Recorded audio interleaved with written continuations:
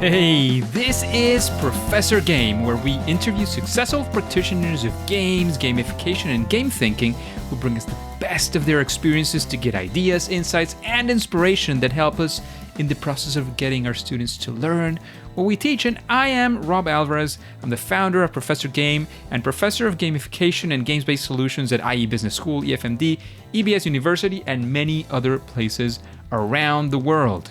And if this content is for you, then please go ahead and subscribe to our email list for free at professorgame.com/subscribe.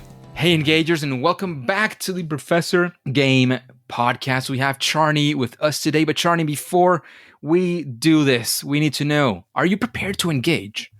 Oh, yeah. Let's do this. We have Charney Kaye with us today. He's a lifelong artist, musician, and hacker of the beneficial type who's empathetically building technology to solve problems and connecting software with media. He has professionally built an arsenal of skills ranging from typography to Java and honed his design thinking over hundreds of projects. Charney is both a seasoned veteran and a contemporary student of human-machine interaction from R&D to implementation. He recently founded XJ Music to enable artists to compose new possibilities and background music for video games, live streaming, and environments. But Charney, is there anything that we're missing from that intro that we need to know before we start the interview? No, I think you nailed it. Let's have a conversation. Let's do this. So Charney, what are you doing nowadays? Like, what is it day to day, week to week? I don't know, whatever you want to go for, look like, feel like. We want to be there with you and understand, what does it feel like to be you? Totally. Well, I'll tell you that, especially compared to when I was very young and I first moved out to New York City, I went to film school and we were living just kind of a much more artistic, very Spartan lifestyle. These days, a lot of focus is on stability and some amount of comfort in this capitalist society that we live in here. I live in California here in the San Francisco Bay Area. And so I juggle a couple real jobs. I've got a full-time day job at a company called Endeavor, which is a pretty large corporation that owns a lot of different events. And I build mobile apps for these events, which as far as day jobs go, and I've had a number of them, I do really enjoy this. It's like really like my coworkers. Everyone's at a really high caliber of creative skill and also product management. Everyone is really at the top of their game. And we just focus on building these products that we put directly in people's hands so that they can have a good time at these events. And I connect with it. I enjoy it. You know, it's not, they don't ask us to be cult members the way that some tech companies really can. It's an entertainment company, but just I think has a pretty healthy mentality in terms of being a job. I also do some consulting work on the side for Caltech, the client I have there.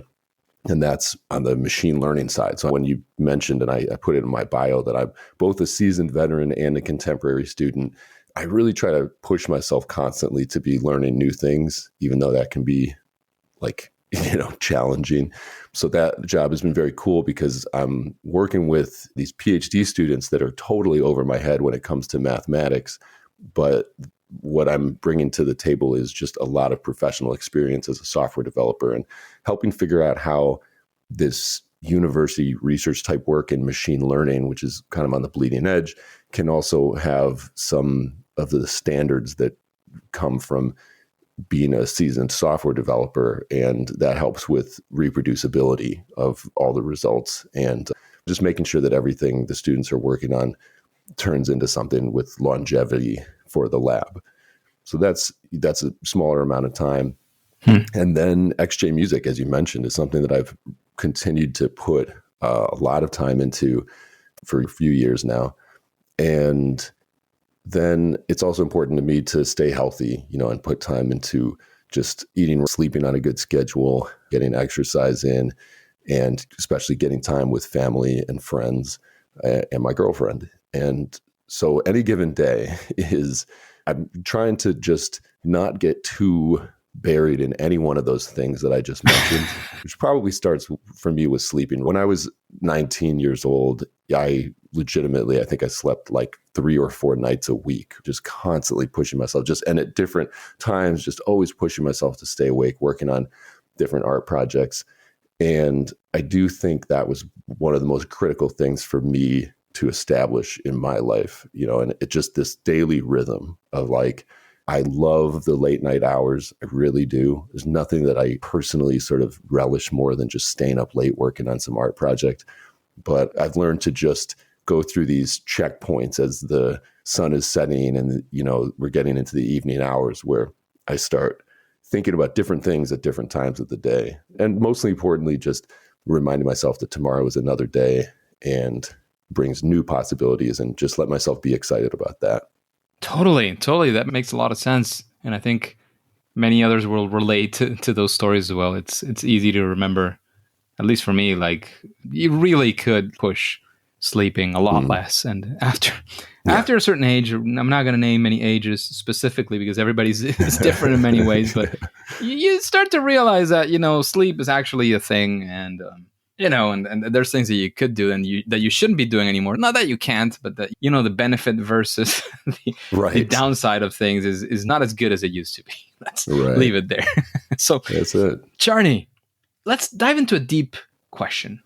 We want you to tell us a story about a fail or a first attempt at learning. One of those times when, you were going north, things went south, complete whatever disaster you want to name it. Of course, usually that if you're still here, it means that things somehow got fixed or that you participated in that fixture, especially if it has to do with, you mentioned product design, you mentioned software development, you've mentioned that you work with music for video games as well. Something in that realm is usually what we're typically aiming at because we want to sort of live that story with you, see where it can lead us and what lessons we can take from that. Sure. Yeah, I'll tell you about a story that happened without naming the company, that's perfectly fine. Years back. And I spent my early career working in post-production for film and doing animation, design, and art direction, and then got into advertising, which was really like the biggest game in town, living in New York, doing freelance art direction. And over time, I started to realize that's not what I wanted to be doing. It felt like continually building these almost like Wild West town movie sets that are just facades stood up by planks, on the back. And I knew that I wanted to get into more real software development. And I had gone through a series of hackathons and done a lot of self-teaching because while I've been hacking and building things with computers since I was a kid, I actually went to film school. And so from a computer science standpoint, I really had to bootstrap that education. And around that time, a guy that I knew approached me and he had raised some money to start an app. And this is a good few years ago, and it's like a bit of a different climate, but I think this is still very relevant today. And, he approached me to be a technical co-founder, and I was really excited about it. And this adventure ultimately did span a couple years. And I think as far as these things go, I was treated really well. But what was interesting for me, and I think the big learning that it's incredible how even as I'm telling this story and telling this as a lesson learned, it is still a trap that I can fall into again and again. And essentially, he started off with this great idea, which is, okay, we're going to build this app that helps everybody figure out what their friends are doing tonight. And started kind of at the top with design, hired a designer and got these interesting designs for it built and just kind of started building it from scratch, starting at the back end with the API, and also brought on a mobile developer at that point because I hadn't gotten my chops doing native apps yet. And we built the thing, which is really the sort of core of the story, is that we actually took the time to build this functioning app, get it out on app stores. You put together like a promotional campaign to try and get people interested in it. And partly, especially because this was a social networking type app. It's not something that you could get a lot of value from just the moment that you download it. It depends on other people that are using it, which is an incredible uphill battle for any platform. And the reality is that once we actually got that out into the market, which was after like significant amount of the funds that had been raised had been spent and the time that was available had been spent. Once we actually got that out in market, we started learning really hard lessons about just essentially the fact that this wasn't going to work, to sum it up. And I think that the real heart of the story, and the thing that I've tried to take away from that, is to fail faster. That building something, putting in all this time to build a fully fledged product is a huge risk. And so increasingly when I'm building things, I'm really thinking about how can the very first, most bare bones version of this out the door, like the version that I prototype in a weekend, how can that be really cool and exciting for people immediately? Because without that, it's difficult to impossible to get something going. And so that was one major takeaway from that. And I think this is very applicable for video game developers all the way to gamification designers and creators as well. One of the things that I think could be part of what you went through is like really, really getting a very, very fast prototype, something on the ground running to really validate if what you're thinking was actually there, or if what you were thinking maybe makes sense, maybe it doesn't, but it's better to figure it out as soon as possible. Does it make sense what I'm saying here? Yeah, that's it. And another, to sort of get into the gamification aspect a lot, because anything that we were building, even around engagement in advertising, these little apps that are just for brands that are one-offs, it still comes down to the fundamental of game design and the core loop.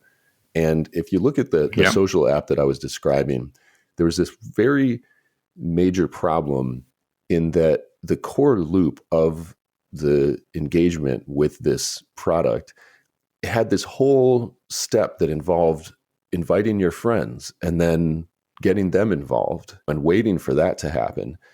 And it turned out that really very few people ever made it through the entire loop of experiencing our product at all.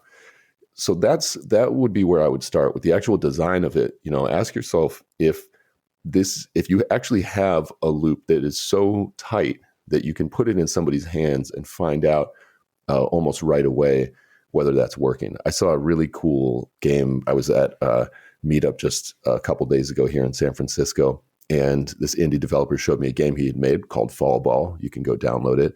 And I thought it was extraordinarily simple in that, you have this ball that's falling, you swipe at different speeds to keep it off the bottom of the screen and off the top of the screen. And that's it. There's variations from there. It expands from there. But I was really blown away by how tight and precise that core loop was, and the fact that, I had just received entertainment immediately from it, and I was happy and it was fun immediately. Absolutely. And I think there's a key there precisely on having something early on that you can test out. That core loop, as you were saying, definitely has to be there. And there and then is the time to validate this, to see if you have something that is worth pursuing, or how much you need to pivot. Because sometimes that there is something behind it, but you need to make sure that it's engaging, that it's entertaining, that it's getting the people to do the actions you want them to do, et cetera, et cetera. And, social network, talk about that. That's exactly at the core of all the social and, these engagement opportunities that games have, and that we've learned how to do them well because games that do well are great at doing. Yeah. And there's, I'll tell this other brief story that has to do with XJ Music in one of our early learnings, which is almost a way that you can do that right and still be killed by your own success. We built this platform for aleatory music, which is a kind of academic term for it. But as we get to talking about that, it's music that has been composed by people with the deliberate intention of being different every time that you play it back or perform it. And we've really tightened our focus on video game music specifically, and we've gotten to this place that I'll talk about. But earlier on, I had this idea that we would put out a music player app that you could download on app stores and listen to our demo music. And with the tools that are available today, I was able to do it really smoothly. It wasn't an incredible effort, but there were some aspects of it, like we're running HTTP live stream and like continuous fabrication of music in the cloud. And then you've got this app that people are downloading. And we did a good job, I think, on a bit of what I'm describing, where we had these early prototypes. We put them in people's hands right away, did a lot of focus testing in order to figure out what was and wasn't working, and got this music player app to a point where people were accepting it, I think, psychologically as a potential alternative to YouTube Music or Spotify. And that, I think, was an impressive achievement. We got people downloading this, using it, enjoying it. And what ended up actually killing that product and bringing me to the decision that's not the direction that we need to go was just getting the bill from our cloud services. Once we were actually shipping a significant number of these HLS music audio chunks, and we got outside of the free tier on Amazon Web Services, and I just realized, oh man, this model doesn't scale well at all. There's a cost to this. Yeah, there's a real cost to this. And I think that actually coincided with understanding that I was spreading my time and focus too thin across trying to do too many different things. And so finding the core of it and the product that we have today that we're trying to appeal to game developers to use in their games is something that's been tightened up, focused, and we just know exactly what we want people to do with it. That sounds absolutely fantastic, and sounds like a great place to be going towards for sure. And a great experience that you've had. And it ties back. I don't know if you want to focus on this. I mean, we definitely have some time to talk about this as well. About success, like where things actually went well, which kind of seems at least partially to be part of the story that you were just giving us right now. But again, whatever you want to focus on, wherever you want to take us, it's your time. So we're listening. Yeah, it was a cool moment that I was really proud of there. But, it's interesting. You got to think about distribution also. So, for example, at my day job, we have what we call built-in distribution, where this parent company owns these different events. And for example, one of the products that we built was the app for the Barrett-Jackson auto auction, which is this big, auction that happens here in the US a few times a year. And this is already a popular event. People have been attending this for decades. They've tried different apps that just didn't work out, but that didn't cause people to stop attending the event.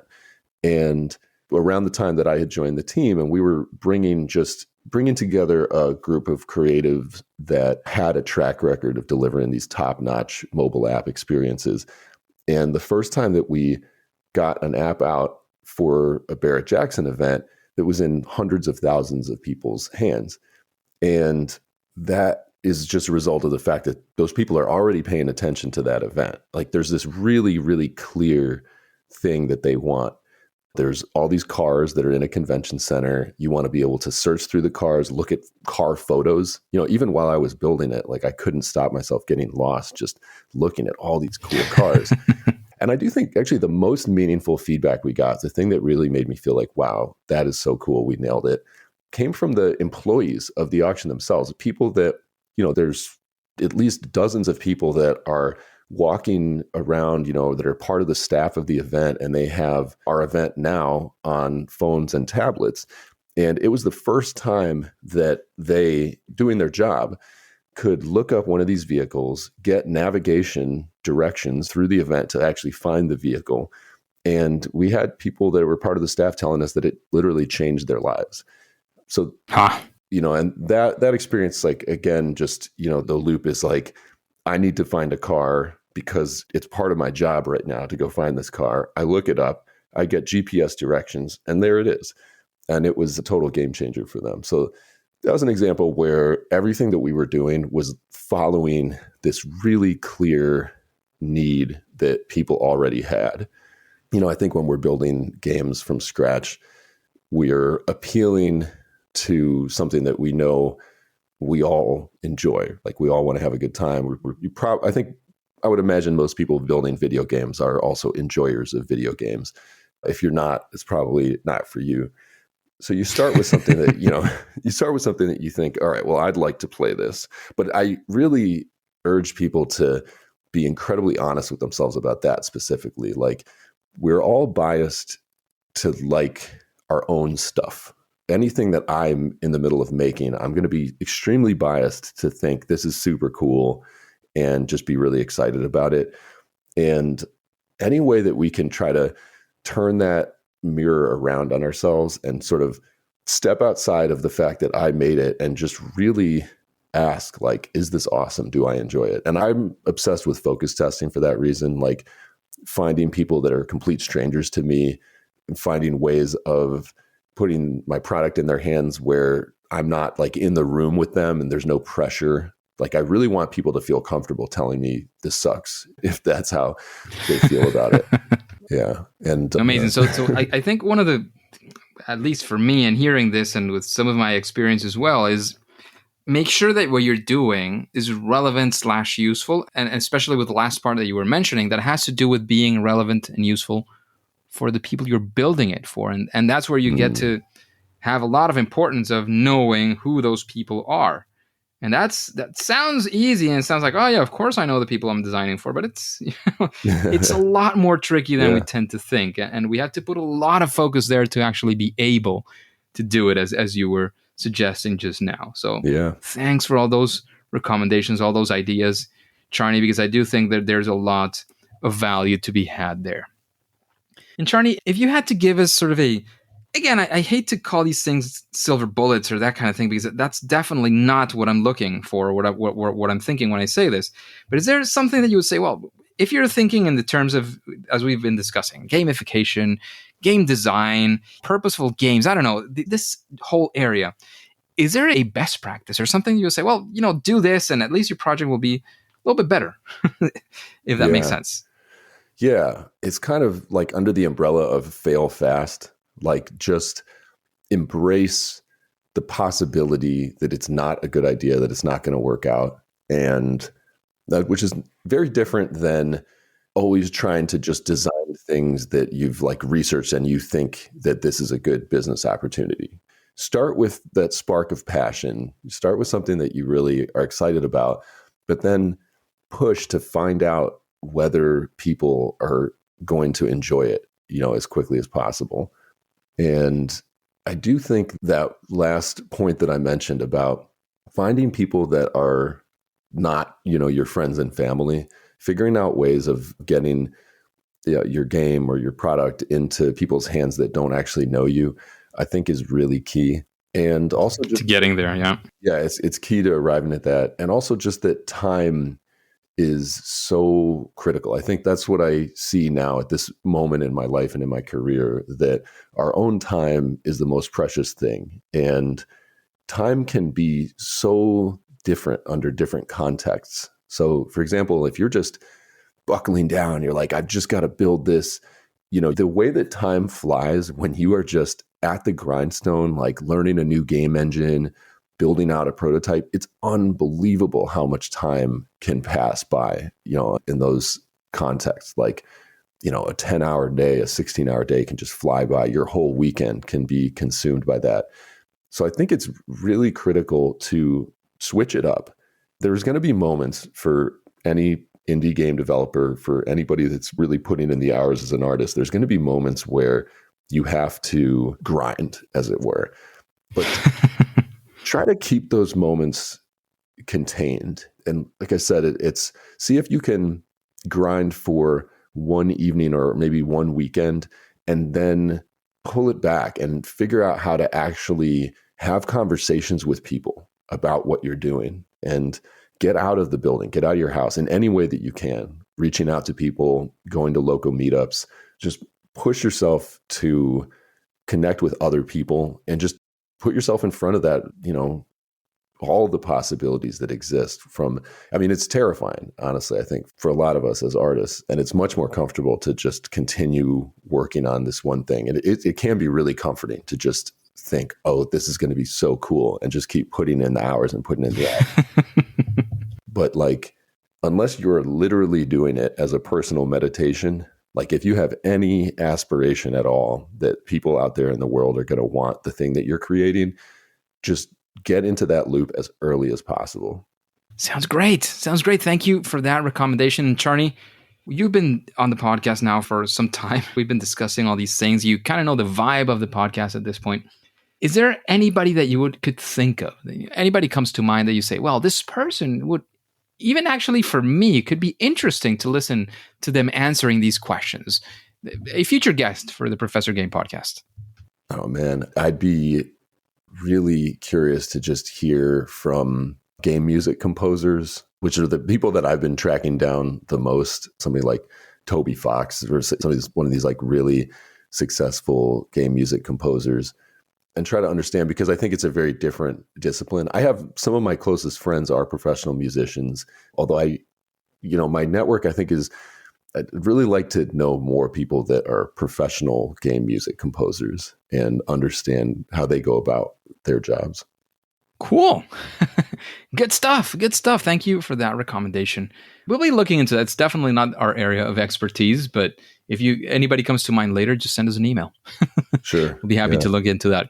And speaking of inspiration, is there maybe a book that you could recommend? Something that you would say, well, this could be in your library and serve as inspiration again, straight of, game design, gamification design, or anything that sparks your creativity. I don't know, wherever you want to go for.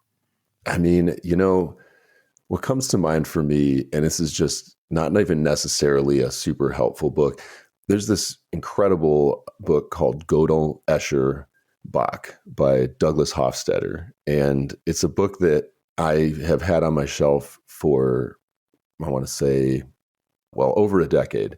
And I'm still maybe barely halfway through. It's covered in these little, not the Post-its, but the sort of markers with little tabs. And it's this incredibly dense volume that's weaving this golden braid, as he calls it, between math, which is Gödel, and art, Escher, and music, Bach.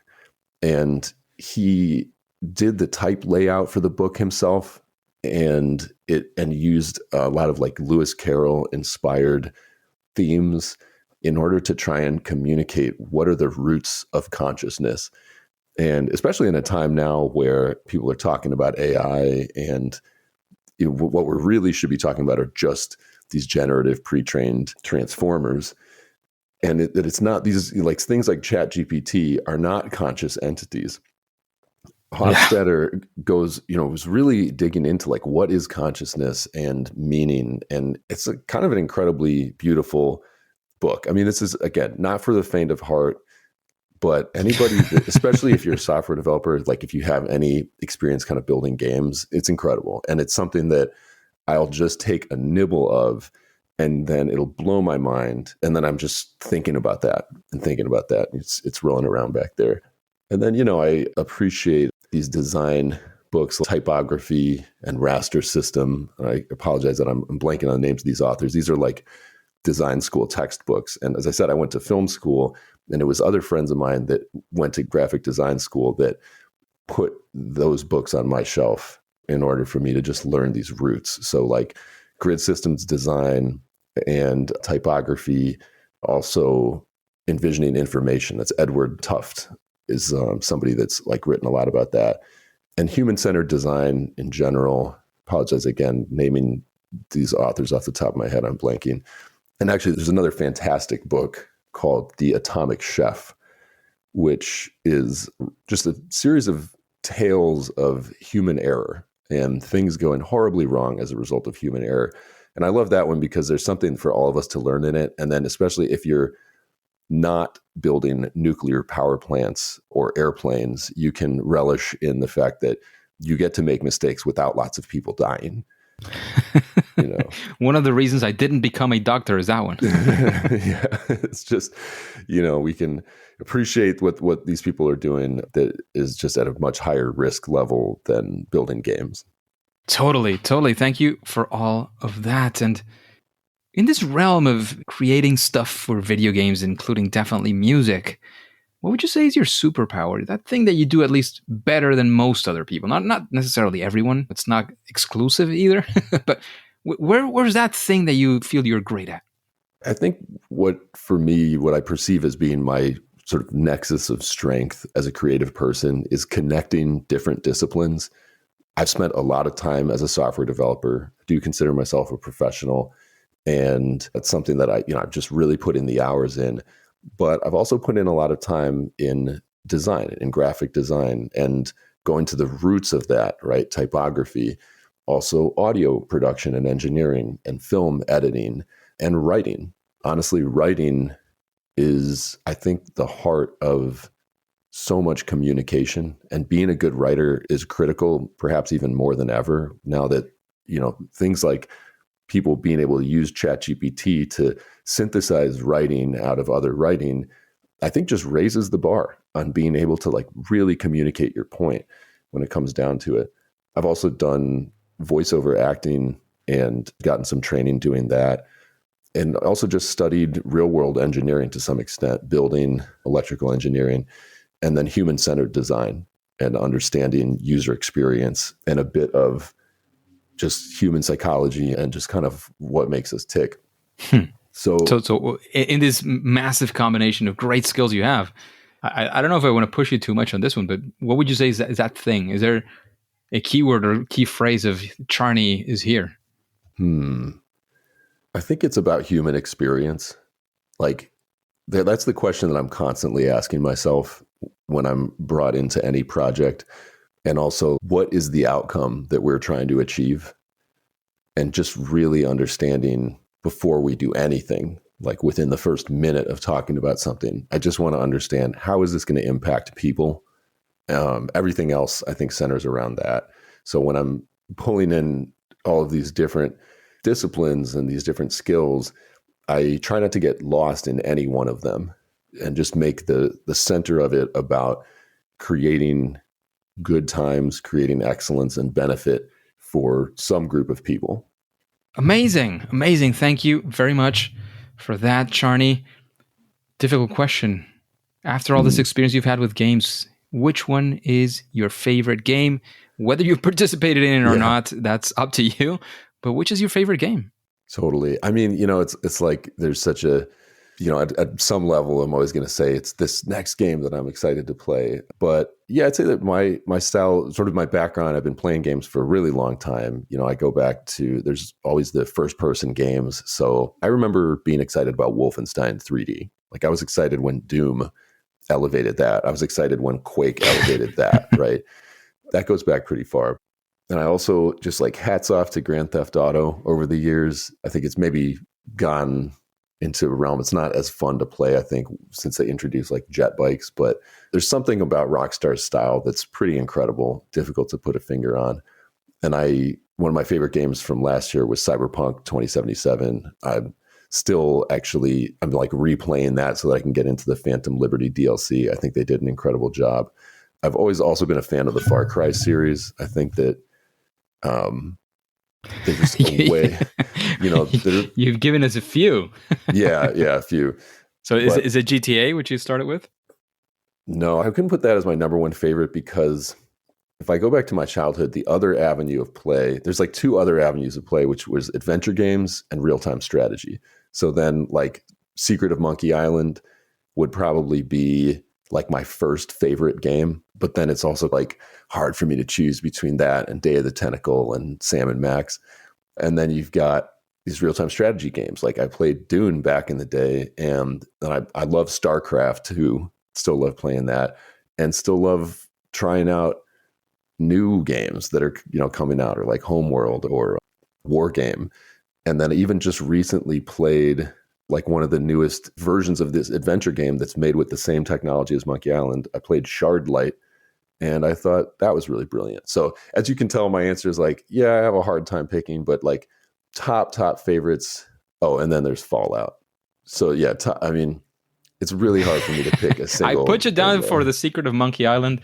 We're leaving it at that. That's fair. For now. Anybody wants more information, there's a ton of recommended games that you have definitely mentioned, which are all absolutely amazing. And Charney, thank you for investing this time in us, the engagers, this audience who's always looking to find value in experiences of our fantastic guests.